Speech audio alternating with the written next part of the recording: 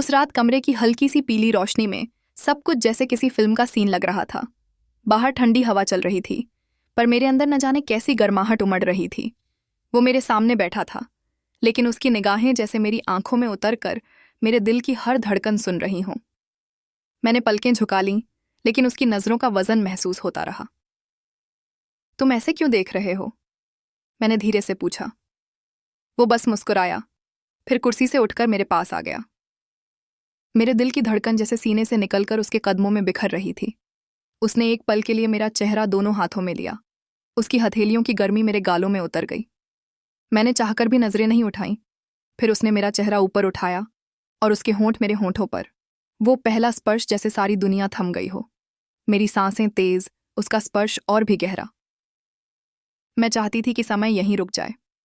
मेरे हाथ अपने आप उसके कंधों पर चले गए और फिर उसकी गर्दन को पकड़ लिया, जैसे उसे अपने पास खींच लेना चाहती हूँ। उसके होंठों का दबाव बढ़ता गया और मैं बस खुद को उसी पल में खोती चली गई।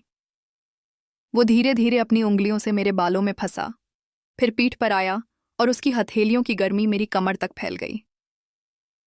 मैंने आंखें बंद कर लीं। मेरे अंदर कुछ जलने जैसा था, पर दर्द नहीं, सिर्फ एक मीठा सा नशा। वो मुझे और करीब खींच लाया और फिर उसकी उंगलियां धीरे धीरे मेरे सीने के ऊपर से सरक गईं।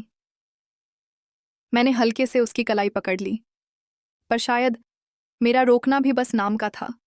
उसकी उंगलियां वहीं ठहर गईं, जैसे मेरे दिल की धड़कन महसूस कर रही हों। मेरे होंठों से एक धीमी सी सांस निकली और उसी पल मुझे लगा कि हम दोनों ने बिना बोले सब कह दिया है।